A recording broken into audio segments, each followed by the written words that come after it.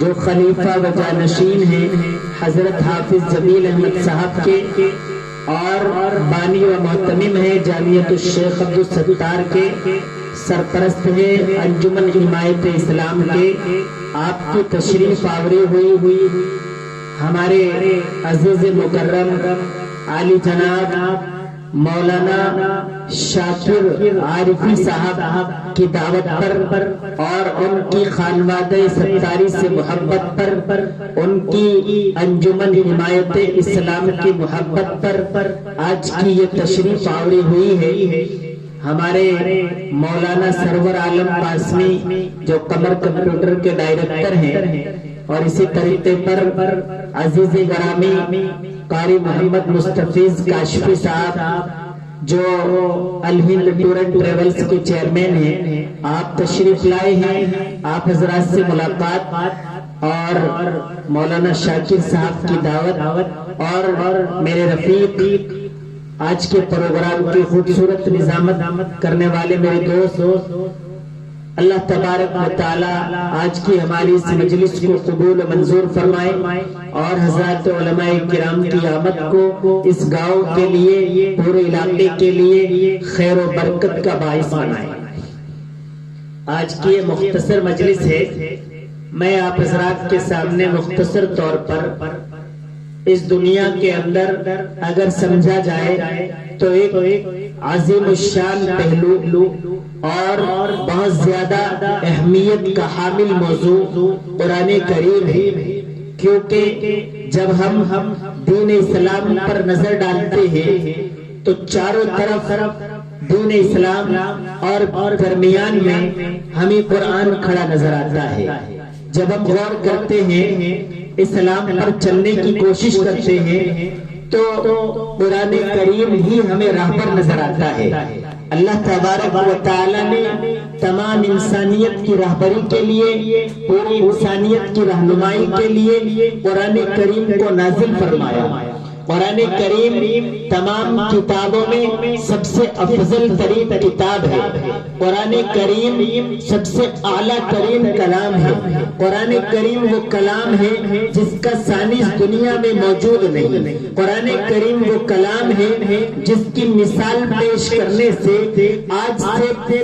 پہلی جو دنیا ہے وہ بھی قاصر تھی، اور آنے والی دنیا کو بھی قرآن کریم نبی کریم صلی اللہ علیہ وسلم کا چیلنج ہے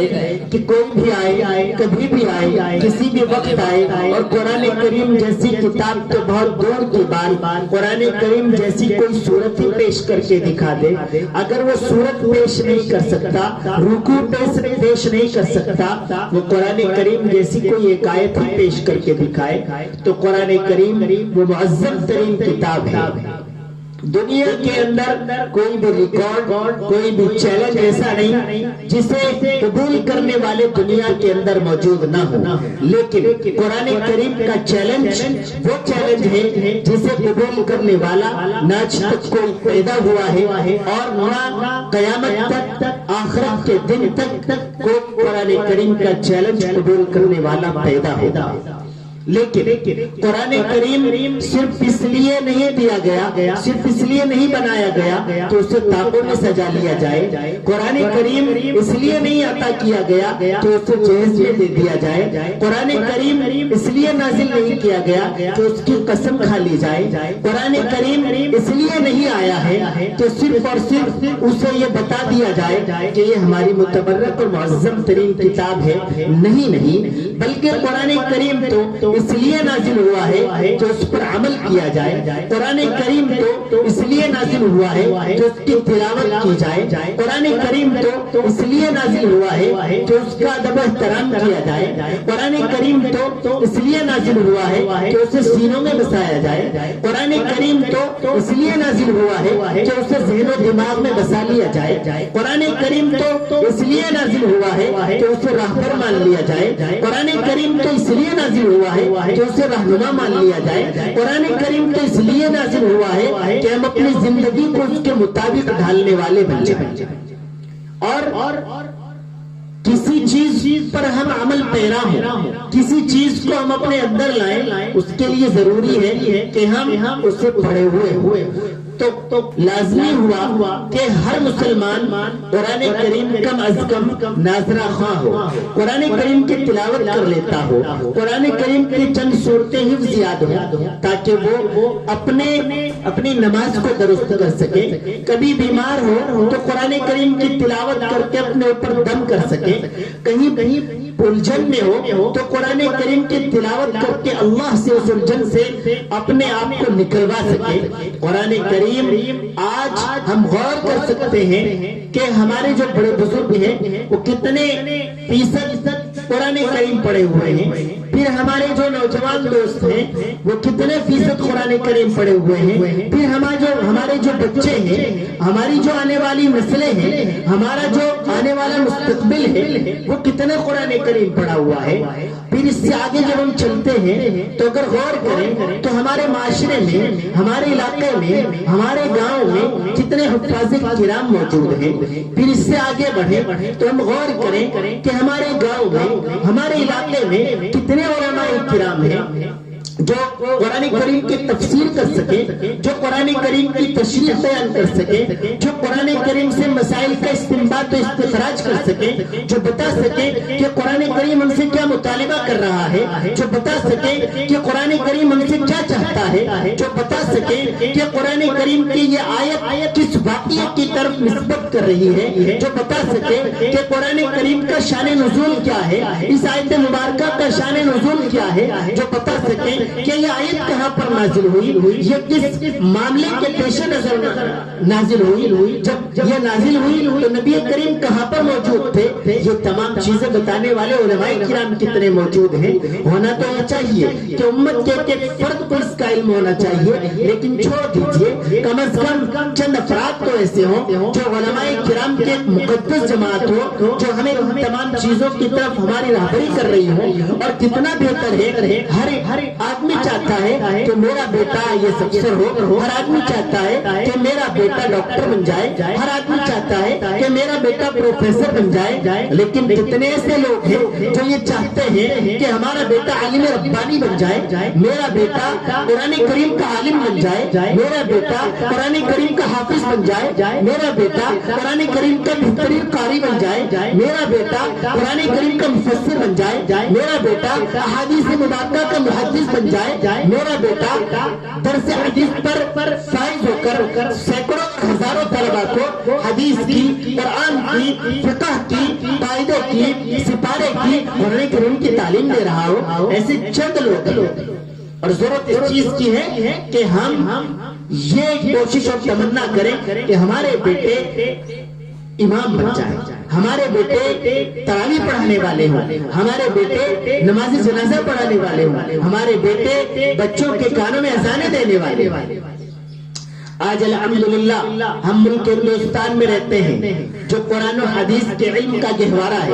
جہاں علماء ربانیین کی بھرمار ہے، جہاں علماء کرام جب ہم 10 کلومیٹر سفر کرتے ہیں تو علماء کرام مل جاتے ہیں۔ ہم ایسے خطے علاقے میں رہتے ہیں، اتر پردیش میں ضلع سہارنپور میں رہتے ہیں، جہاں سے پوری دنیا کو علم کی شعائیں مل رہی ہیں، جہاں سے علم کی چاشنی محسوس کی جاتی ہے، جہاں سے قرآن کریم کی تعلیم کی خوشبو پوری دنیا کے اندر پھیلائی جاتی ہے۔ ایسے خطے اور علاقے کے اندر ہم بستے ہیں، اور ہم غور کر سکتے ہیں کہ ایسے خطے اور علاقے کے اندر موجود ہونے کے باوجود ہمارے پاس کتنے حفاظ کرام ہیں، کتنے علماء کرام ہیں، کتنے قراء کرام ہیں، کتنے لوگ ہیں جو ناظرہ قرآن کریم پڑھے ہوئے ہیں۔ ہم اس خطے اور علاقے کے اندر رہ کر بھی قرآن کریم نہ پڑھ سکے، قرآن کریم پر عمل نہ کر سکے، قرآن کریم کو اپنے سینوں میں نہ بسا سکے، تو میں سمجھتا ہوں کہ ہم سے زیادہ بدنصیب کوئی نہیں ہو سکتا ہے۔ اسی دنیا کے اندر ایسے خطے اور علاقے موجود ہیں جہاں قرآن کریم کا پڑھنا پڑھانا تو بہت دور کی بات، قرآن کریم کا دیکھنا دشوار ہے، قرآن کریم کی زیارت کرنا مشکل ہو جاتا ہے۔ حضرت پیر ذوالفقار دعوت برکات عالیہ لکھتے ہیں کہ میں ایک مرتبہ ایک جگہ سفر پر تھا، کسی دوسرے ملک کی بات ہے، وہاں ایک عورت سے میری ملاقات ہوئی۔ وہ عورت مجھے دیکھ کر، میرا حلیہ دیکھ کر، ٹوپی داڑھی دیکھ کر، کرتا پائجامہ عمامہ دیکھ کر، میری تسبیح دیکھ کر وہ کہنے لگی آر یو مسلم، کیا آپ مسلمان ہیں؟ میں نے کہا یہ مسلم، جی ہاں میں مسلمان ہوں۔ تو وہ عورت کہنے لگی ہیو یو قرآن، کیا آپ کے پاس قرآن کریم ہے؟ مولانا فرماتے ہیں میں سفر میں تلاوت کے لیے قرآن کریم ساتھ رکھتا تھا، تو میں نے کہا آئی ہے قرآن؟ جی ہاں میرے پاس قرآن کریم ہے۔ وہ عورت کہنے لگی کہنا اسی کیا میں آپ کا قرآن کریم دیکھ سکتی ہوں؟ مولانا نے اپنا قرآن کریم اس عورت کو دے دیا۔ وہ عورت قرآن کریم کو لے کر سینے سے لگانے لگی، چومنے لگی، سر پر رکھنے لگی، آنکھوں سے لگانے لگی، زار و قطار رونے لگی۔ کچھ دیر کے بعد مولانا نے معلوم کیا کہ آپ میرا قرآن کریم واپس کریں گی؟ اس خاتون نے کہا مولانا میں آپ کا قرآن کریم تو ضرور واپس کروں گی، لیکن میں آپ کو بتا دوں کہ میں الحمدللہ مسلمان ہوں اور میری عمر تقریباً 42 سال ہے، اور آج زندگی کے اندر پہلی بار قرآن کریم کی زیارت کی ہے۔ تو ایسے خطے اور ایسے علاقے جہاں پر قرآن کریم کی زیارت دشوار ہے، ایسے علاقے موجود ہیں جہاں قرآن کریم حفظ کرانے کے لیے اپنے بچوں کو ٹیلر کی دکان پر لوگ بھیجتے ہیں، وہاں وہ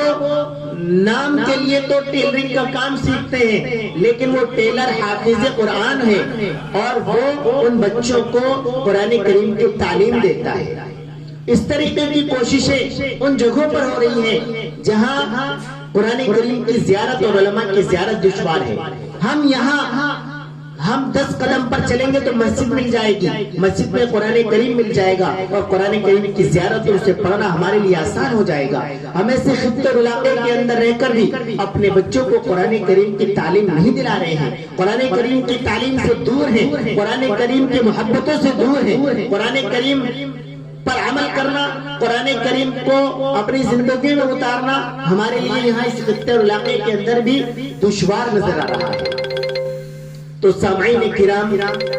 آپ اپنے بچوں کو قرآن کریم کی تعلیم ضرور دلائیے، قرآن کریم سے اپنے آپ کو قریب لائیے۔